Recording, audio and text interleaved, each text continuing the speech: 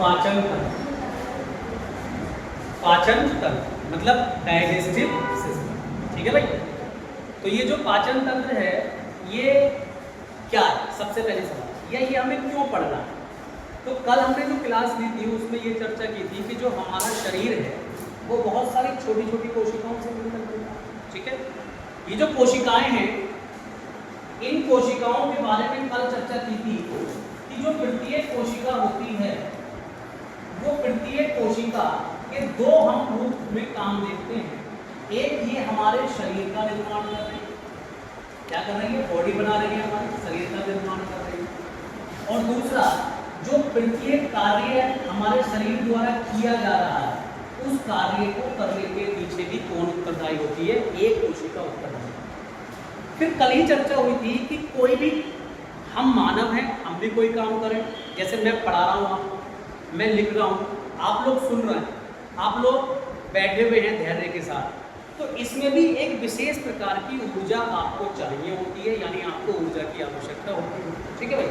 तो वैसे ही ये कोशिका जब दो तरह के काम कर रही है, हमारे अंगों का भी निर्माण कर रही है और हमारे, चाहे मैंने ये पेन पकड़ रखा है, चाहे मैं उनसे बोल रहा हूँ, इन सब के पीछे भी क्या है, कोशिका का एक वर्क है। तो कोशिका ये जो दोनों कार्य है ये बिना ऊर्जा के नहीं कर सकती, अर्थात कोशिका को एक ऊर्जा चाहिए। और वो ऊर्जा कहाँ से मिलेगी, वो ऊर्जा कहाँ से मिलेगी, भोजन से। कहाँ से मिलेगी, भोजन से मिलेगी। यानी हम जो खाएंगे वह भोजन जब पच जाएगा तो पचने के बाद उससे क्या मिलेगी, हमें ऊर्जा मिलेगी। और वही ऊर्जा किसे चाहिए, हमारी कोशिका को चाहिए, तभी कोशिका अपना वर्क प्रॉपर तरीके से कर पाएगी। और कोशिका के दो वर्क बहुत प्रॉपर होते हैं, एक हमारी अंगों का निर्माण करती है मिलकर, और दूसरा वो जितने भी हमारी बॉडी कार्य करती है, चाहे वो आंतरिक कार्य हो चाहे वो बाह्य कार्य हो, उन कार्यों को करने के पीछे भी क्या होती है, कोशिका। तो इसलिए ये टॉपिक जो है, ये टॉपिक इसलिए पढ़ना जरूरी है क्योंकि इस टॉपिक को पढ़ने के बाद हम जानेंगे कि हमारे शरीर को कैसे ऊर्जा प्राप्त होती है। ठीक। तो हमने क्या देखा, हमने ये देखा कि हमें सबसे पहले पता होना चाहिए भोजन क्या, भोजन के बारे में। तो भोजन के बारे में कि पचेगा क्या, पाचन तंत्र में हमें पढ़ना क्या है, भोजन का पाचन। तो पहले पता होना चाहिए भोजन क्या है। तो भोजन क्या है का मतलब हो गया वह खाद्य पदार्थ, वह खाद्य पदार्थ जिसमें, वह खाद्य पदार्थ जिसमें 6 पोषक तत्व शामिल हो भोजन के। 6 पोषक तत्व क्या हो, शामिल हो। और वो 6 पोषक तत्व कौन कौन से, नंबर 1 कार्बोहाइड्रेट,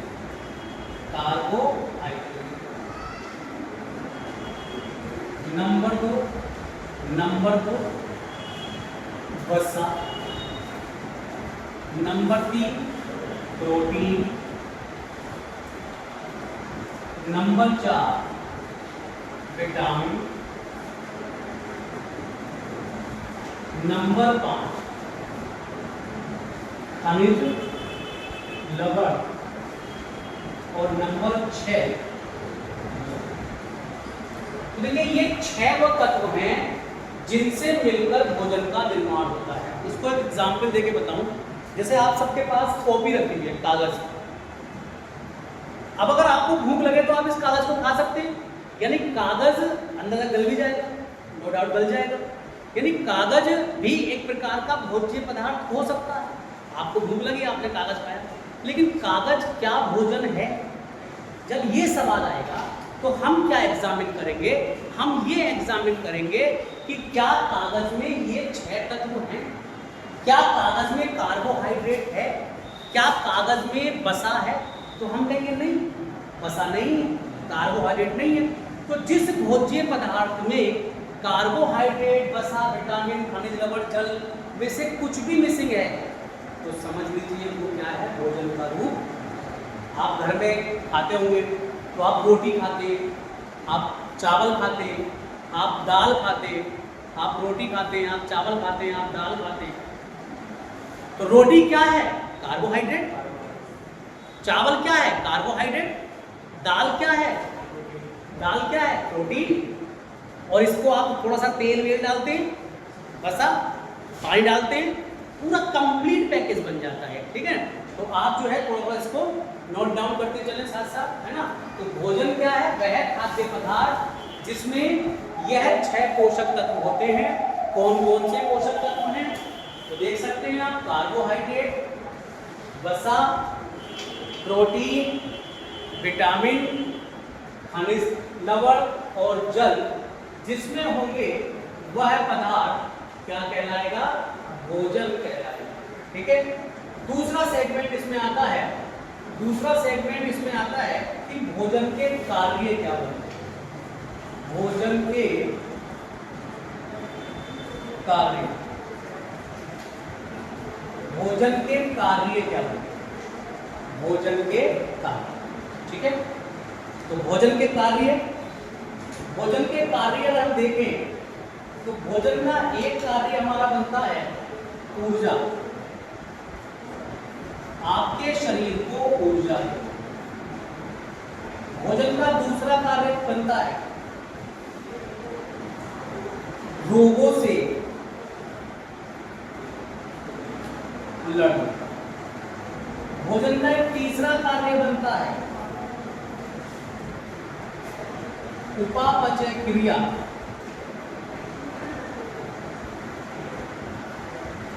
को नियमित करना। उपापचय क्रिया को नियमित करना। और भोजन का चौथा कार्य बनता है वृद्धि करना। अगर आप एक परफेक्ट संतुलित भोजन ले रहे हैं तो आप समझिए कि भोजन आपके शरीर में जाने के पश्चात ये 4 कार्य, इन 4 कार्यों को हम ऑरली समझते हैं। कैसे क्या क्या होता है इन कार्यों को समझने का प्रयास करते हैं।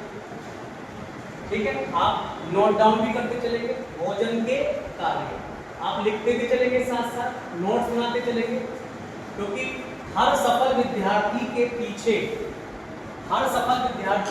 कहीं ना कहीं उसके नोट्स काम कर रहे हैं। जितना साफ सुथरा आप नोट्स बनाएंगे, जितना अच्छा नोट्स आप बनाएंगे, उतना आपको पढ़ने में मजा आएगा। और जितना पढ़ने में मजा आएगा, सफलता के आप पास उतनी जल्दी। ठीक है, तो भोजन के 4 कार्य कौन कौन से? नंबर 1 ऊर्जा देना, नंबर 2 रोगों से लड़ना, नंबर 3 उपापचय क्रिया को नियंत्रित करना, नंबर 4 वृद्धि करना। चलिए समझते हैं एक करके। जैसे कि अभी थोड़ी देर पहले हमने चर्चा की थी कि भोजन हम क्यों कर रहे हैं। तो भोजन हम क्यों कर रहे हैं? ऊर्जा प्राप्त करने के लिए।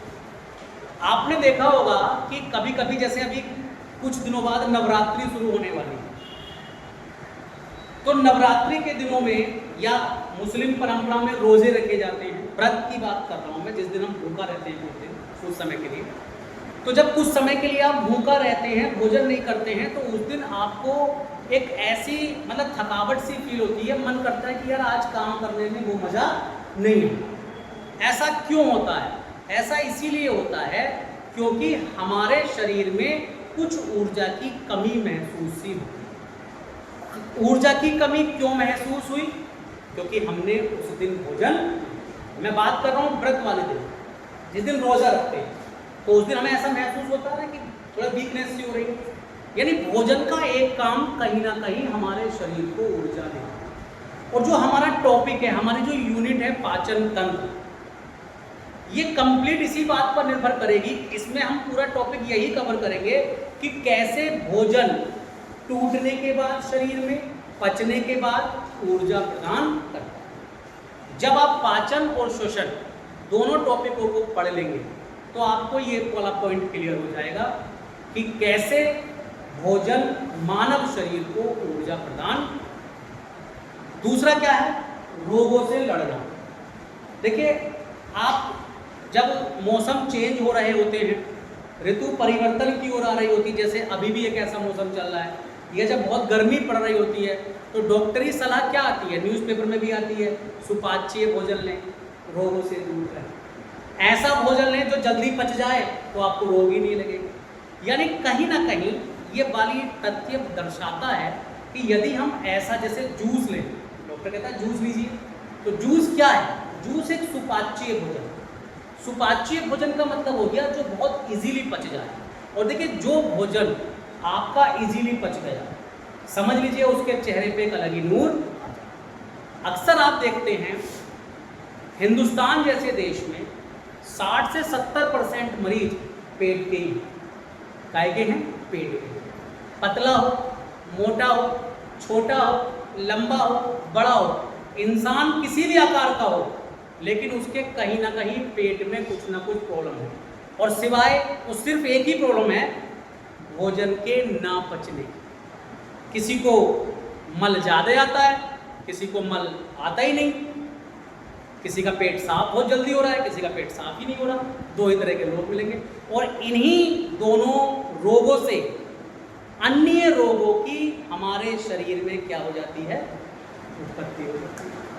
यानी पेट की जो बीमारियां हैं वो अन्य सभी बीमारियों की जननी है। इसीलिए आपका भोजन सुपाच्य होना चाहिए। डॉक्टर हमेशा इसीलिए आपसे सुपाच्य भोजन खाएंगे, आप रोगों से दूर रहेंगे और आपके चेहरे का भी जो निखार है वो ज़्यादा बेहतर रहेगा। थर्ड वन है उपापचय क्रियाएं। इसको हम लोग इंग्लिश में मेटाबॉलिज्म कहते हैं। ये जो उपापचय क्रियाएं हैं ये आपको थोड़ी सी समझनी चाहिए और इसका आपको नोट्स भी बनाना चाहिए, ठीक है। तो थोड़ी सी चर्चा इस पर हमें करनी पड़ेगी क्योंकि बाकी सब चीज़ें हम अगले टॉपिक्स में आती रहेंगी, लेकिन ये हमें कहीं नहीं पढ़ना है। तो आप एक हेडिंग बना देंगे उपापचय क्रिया, उपापचय क्रिया, नोट्स बनाएंगे बहुत बेहतरीन तरीके से। उपापचय क्रिया मानव शरीर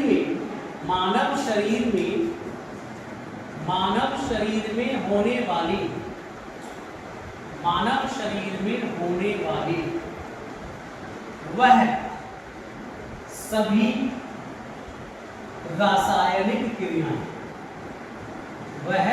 रासायनिक क्रियाएं जिनसे या जिनमें अणुओं का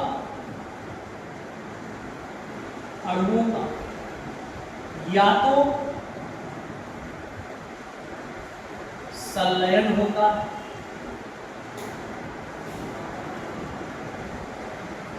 या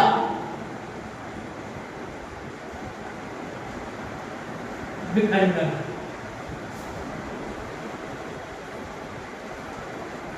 या तो संलयन होता है या विखंडन होता है। क्या मतलब है इस पॉइंट का? इस पॉइंट को मैं एक उदाहरण देकर आपको समझाने का प्रयास करूंगा। जैसे कि एक शब्द मैंने लिया भोजन का पाचन, एक शब्द लिया मैंने भोजन का पाचन। तो भोजन का पाचन में मैं क्या देख रहा हूं कि इसमें जो भोजन है वो बड़े अणुओं का क्या हो रहा है, इसमें विखंडन, यानी छोटे अणुओं में टूट रहा है, तभी तो पाचन होगा। एक शब्द में यहां देख रहा हूं रक्त का निर्माण,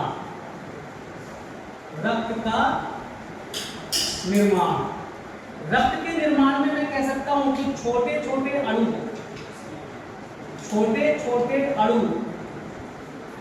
क्या हो रहे हैं आपस में मिल रहे हैं।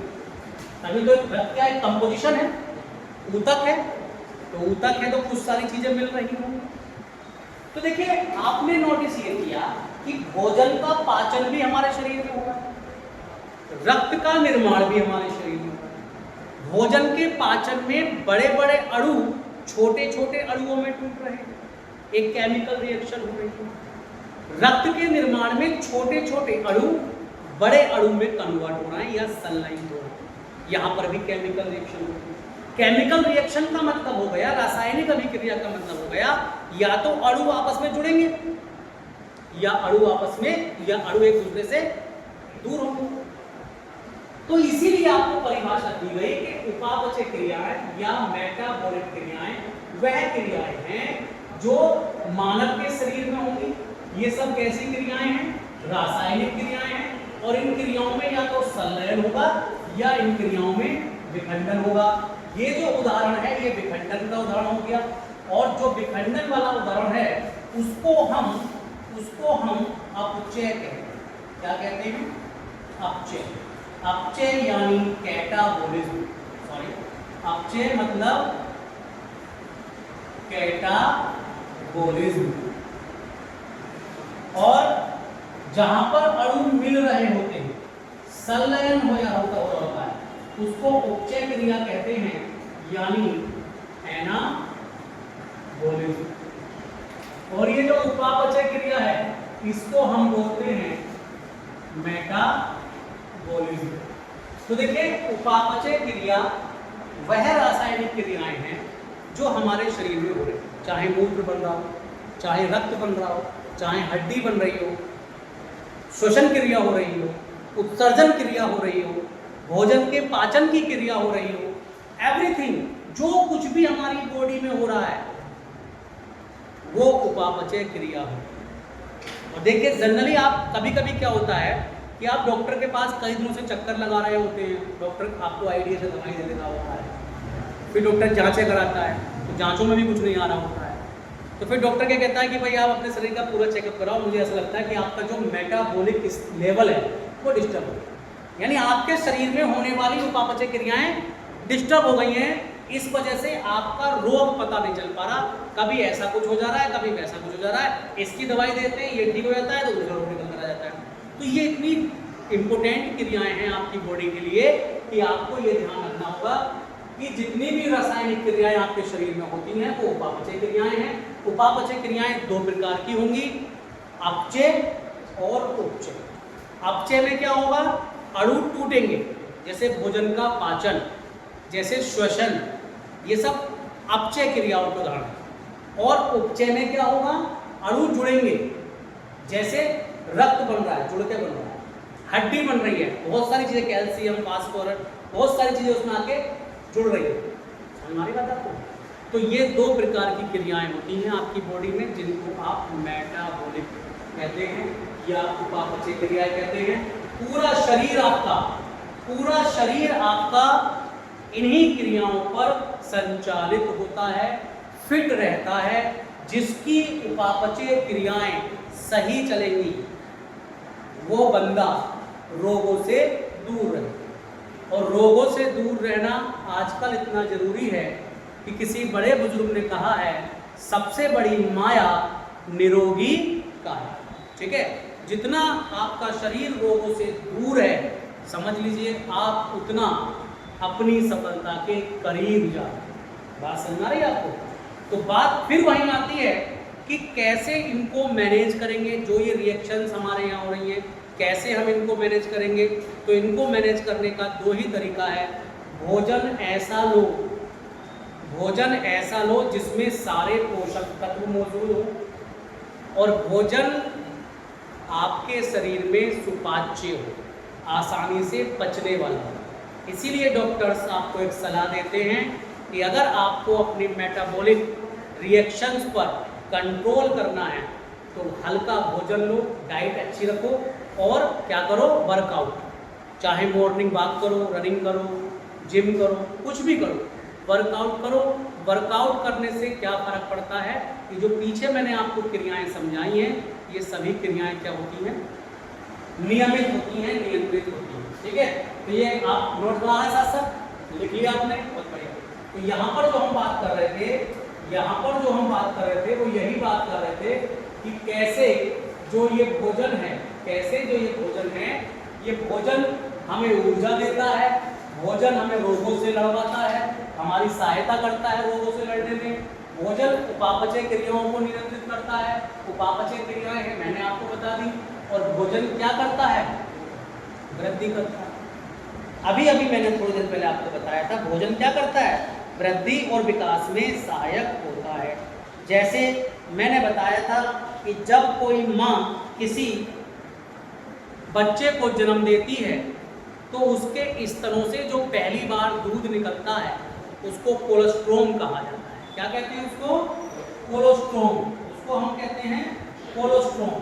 अब ये जो कोलोस्ट्रोम है, ये कोलोस्ट्रोम माँ का पहला दूध होता है, माँ का प्रथम दूध होता है। डॉक्टर क्या कहता है?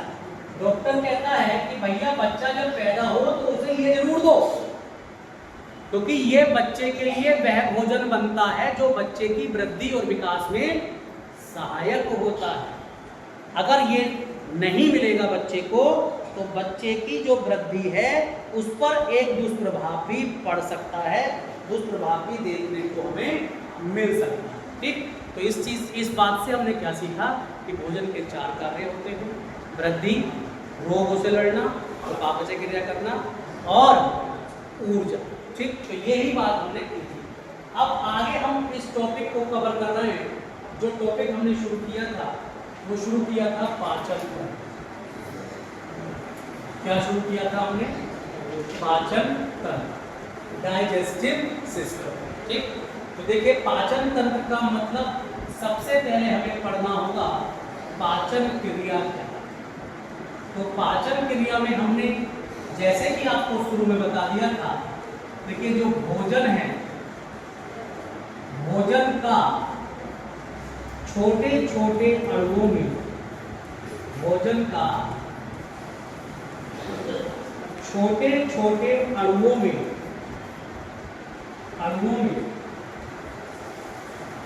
विखंडन हो। विखंडन को आप बोल सकते हैं टूटना, एवं उसका रक्त में मिल जाना, रक्त में मिल जाना पाचन क्रिया है। पाचन क्रिया कहलाती है। आप साथ साथ उतारते चलें, साथ साथ सभी लोग उतारते चलें, नोट्स बनाते चलें, जरूरी है।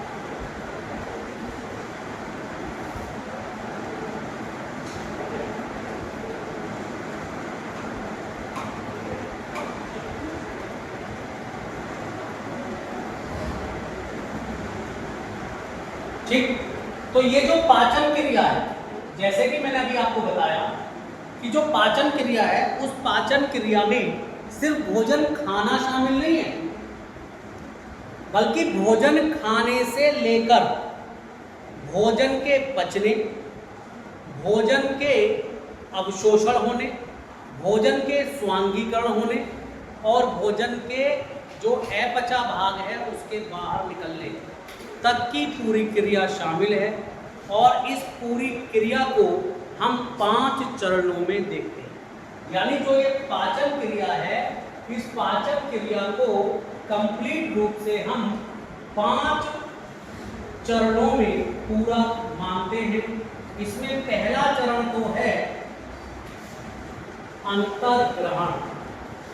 इसमें पहला चरण क्या हो गया? अंतर्ग्रहण, जिसका सिंपल सा अर्थ हो गया भोजन का मुख में जाना।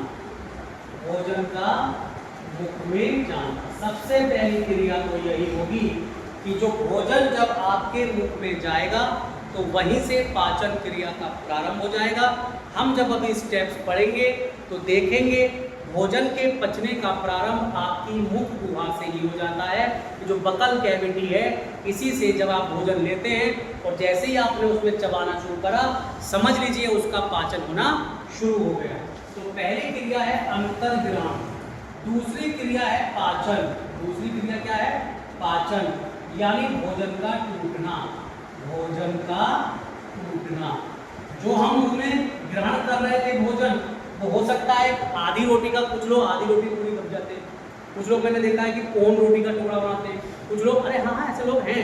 और कुछ लोग क्या होता है, बहुत छोटे छोटे बाइट्स लेते हैं। लड़कियाँ चम्मच में भी चावल ऐसे होंगे कि चम्मच दिखाई देगी, चावल दिखाई देंगे।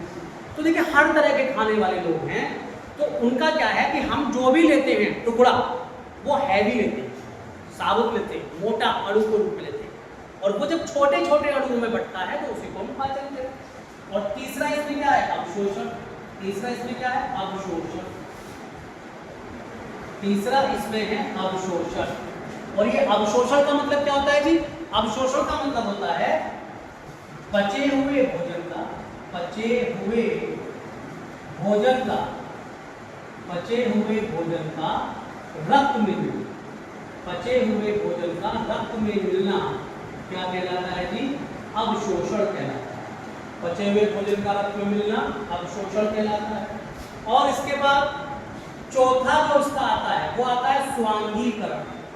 स्वांगीकरण। और ये जो स्वांगीकरण है इसका मतलब होता है बचे हुए भोजन, बचे हुए भोजन से ऊर्जा प्राप्त कर, से ऊर्जा प्राप्त कर उस ऊर्जा का प्रयोग करना या उपयोग शब्द यूज करना ज्यादा बेहतर रहेगा। उपयोग करना। और लास्ट होता है बहिष्क्रमण। बहिष्क्रमण इसका मतलब होता है जी अपचे हुए भोजन, अपचे हुए भोजन का शरीर से, बचे हुए भोजन का शरीर से बाहर निकलना। ये पूरी प्रक्रिया है। और ये ऐसा नहीं है कि आपके लिए बहुत पहली बार चीज आप पढ़ना है, ऐसा नहीं। ये सब आपके साथ रोज होता है। खाना भी खाते हो रोज, उसको चबाते भी हो, पचाते भी हो, ब्लड में भी मिलता है, उससे ऊर्जा भी प्राप्त हो रही है। और सुबह या शाम को जैसे इसका हिसाब है मल त्याग भी व्यक्ति कर रहा है, यानी जो अपचा हुआ भोजन है उसको वो अपने शरीर से बाहर भी निकाल देगा। बात समझ में आई इतनी? तो जो पाचन क्रिया है वो सिर्फ खाना खाना नहीं है। पाचन क्रिया में ये पांचों स्तर शामिल होते हैं। ये कंप्लीट रूप से पाचन क्रिया, ठीक। तो ये तो थी पाचन क्रिया। नोट्स बनाते हुए चलना है, साथ साथ लिखते हुए चले, नोट्स बनाते हुए चले। ये है पाचन क्रिया। अब इसके बाद हम देखेंगे पाचन तंत्र क्या। पाचन तंत्र क्या। तो देखिए आगे बढ़ते हैं और आगे बढ़ते हैं तो देखते हैं पाचन तंत्र। पाचन तंत्र क्या? पाचन तंत्र तो सीधी सी बात है, पाचन क्रिया, पाचन क्रिया में, पाचन क्रिया में जो अंग भाग लेते हैं, पाचन क्रिया में जो अंग भाग लेते हैं उनके समूह को, उनके समूह को पाचन तंत्र कहते हैं। पाचन तंत्र कहते हैं। बहुत सिंपल सी परिभाषा। हम लोग पाचन क्रिया भी पढ़े तो उस क्रिया में हमने मुंह से कुछ चबाया भी होगा, वो किसी नली के द्वारा सरक के नीचे पेट में आया होगा, पेट में कोई चीज आकर उसमें मिली होगी, फिर वो पेट से किसी रास्ते से आंत में गया होगा, आंत से किसी रास्ते से शरीर से बाहर हुआ होगा, इसमें लीवर से भी आगे कुछ मिल रहा होगा, इसमें अग्नाशय से भी आगे कुछ मिल रहा होगा। क्योंकि पाचन क्रिया जो कंप्लीट होती है, आप समझिए, वो केवल अंगों से थोड़ी ना कंप्लीट होगी, उसमें कुछ ऐसे रासायनिक पदार्थ भी आके मिलेंगे जो उसको तोड़ेंगे, जिनको हम बायोलॉजी की भाषा में एंजाइम बोलेंगे। क्या बोलेंगे? एंजाइम। भाई आप सब जानते हैं कि हमारे शरीर में जो एंजाइम्स निकलते हैं, उन एंजाइम्स का जो काम है, वो एंजाइम्स का काम यही है, भोजन को पचाने में सहायता। ठीक है, और भी काम हो सकते हैं लेकिन मुख्य काम यही है। तो हम जो पढ़ रहे हैं पाचन तंत्र, इस पाचन तंत्र का मतलब हो गया कि जो पाचन क्रिया है, उस पाचन क्रिया में जो भी संबंधित अंग या ग्रंथियां भाग ले रहे हैं, उन सबको मिलाकर हम क्या कहते हैं? पाचन तंत्र कहते हैं। तो इस आधार पर जो ये पाचन तंत्र हैं, इस आधार पर जो ये पाचन तंत्र हैं, इनको हम दो भागों में बांटकर पढ़ सकते हैं। एक को हम बोल सकते हैं आहार नाल, एक को हम बोल सकते हैं क्या, आहार नाल, और एक को हम बोल सकते हैं संबद्ध पाचक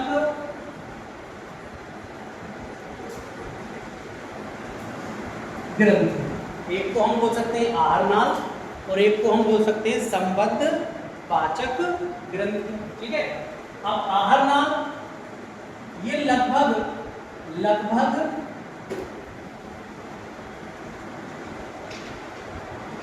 9 मीटर लंबी नली के रूप में होती है, नली के रूप में होती है, जो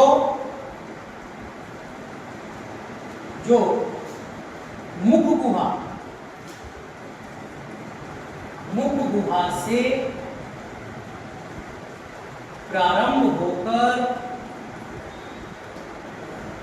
गुहा से प्रारंभ होकर कहां तक, बड़ी आंत तक, कहां तक, बड़ी आंत तक जाती है,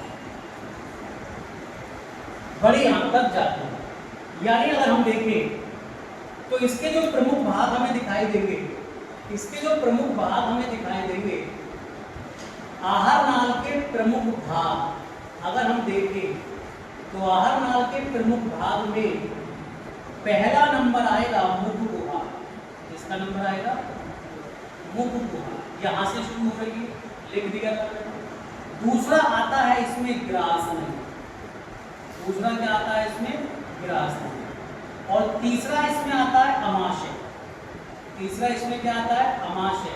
और चौथा इसमें आता है छोटी आंत, चौथा भाग इसमें क्या आएगा, छोटी आंत, छोटी आंत। और पांचवा भाग इसमें आएगा बड़ी आंत। तो ये जो प्रमुख भाग हैं आहार नाल, लेकिन नाम ही में आ रहा है, ऐसी नाल जिससे होकर आपका आहार चलता है, तो उसे हम क्या कहेंगे, आहार नाल। ठीक, अब देखिए संबद्ध पाचक ग्रंथियां, संबद्ध पाचक ग्रंथियां का मतलब वे, सबसे पहले यहां पर देखेंगे ग्रंथि किसे कहते हैं। तो ग्रंथि बराबर होता है कोशिकाओं का एक गुच्छा होता है, कोशिकाओं का एक गुच्छा होता है, कोशिकाओं का एक गुच्छा होता है, या आप कहिए बहुत सारी कोशिकाएं एक जगह एकत्र होती हैं। कोशिकाओं का एक गुच्छा जिससे कुछ ना कुछ रासायनिक तत्व, कुछ ना कुछ रासायनिक तत्व। अब देखिए रासायनिक तत्व बेसिकली हमारे यहाँ या तो हार्मोन्स होते हैं या फिर एंजाइम होते। बेसिकली इनके दो की बात होती है, स्रावित होता हो, तो वह कोशिकाओं का गुच्छा जिससे कुछ ना कुछ रासायनिक तत्व, एंजाइम या हार्मोन स्रावित हो रहे हो, उसे हम ग्रंथि या इंग्लिश में ग्लैंड कहते हैं। और जब बात आएगी पाचक ग्रंथियों की, तो ये पाचक ग्रंथि का मतलब हो गया इनसे पाचक रस जिसमें बहुत सारे क्या होंगे, एंजाइम्स, पाचक रस स्रावित हो। जिस ग्रंथि से पाचक रस स्रावित हो, एंजाइम्स स्रावित हो, उस ग्रंथि को पाचक ग्रंथियां कहते हैं। ये जो पाचक ग्रंथियां हैं ये दो प्रकार की हो सकती हैं। ये जो पाचक ग्रंथियां हैं ये दो प्रकार की हो सकती हैं। एक को हम बोलेंगे अंतः पाचक ग्रंथि, मतलब जो शरीर के, जो आहार नाल के भीतर स्थित है, जो ग्रंथि आहार नाल के भीतर स्थित है उसको हम अंतःपाचन ग्रंथि कहेंगे। जैसे लार ग्रंथि, या जैसे एक होती है दूसरी जिसको हम बोलते हैं लार ग्रंथि, और दूसरी हो गई आंत्र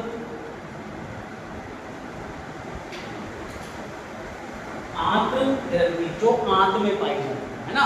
आंत में जो पाई जाती है वो आंत ग्रंथि, मुंह में जो पाई जाती है वो लार ग्रंथि है ना। और एक और है जो आमाशय में पाई जाती है, आमाशय में और पाई जाती है ग्रंथि, पेट में जठर ग्रंथि। क्या बोलेंगे उसको? जठर ग्रंथि। तो ये तीन ग्रंथि जो हैं, लार ग्रंथि, आंत ग्रंथि, जठर ग्रंथि, ये अंतःपाचक रस है। और दूसरी हो गई बाह्य पाचक ग्रंथि, बाह्य पाचक ग्रंथि। तो ये जो बाह्य पाचक ग्रंथि है, इस बाह्य पाचक ग्रंथि का मतलब हो गया जो आहार नाल से, जो आहार नाल से कहाँ स्थित है? बाहर स्थित है। और इस कैटेगरी में दो बहुत प्रमुख ग्रंथि आती हैं। एक को बोलते हैं यकृत ग्रंथि, मानव शरीर की सबसे बड़ी ग्रंथि, और दूसरे को बोलते हैं अग्नाशय ग्रंथि। ये जो दो ग्रंथि हैं, ये दोनों ग्रंथि आहार नाल से बाहर स्थित हैं। ये जो तीन ग्रंथि हैं, लाल ग्रंथि, आंत ग्रंथि, जठर ग्रंथि, ये आहार नाल के भीतर स्थित हैं। इन पांचों ग्रंथियों से ही जो पाचक रस निकलता है, जिसमें बहुत सारे एंजाइम्स हैं, वही सब मिलकर हमारे शरीर के भोजन को पचाने का क्या करते हैं? काम करते हैं। ठीक है भाई? तो आप फटाफट इसके नोट्स मारते चले साथ साथ। ठीक, जल्दी जल्दी नोट्स मारते चले।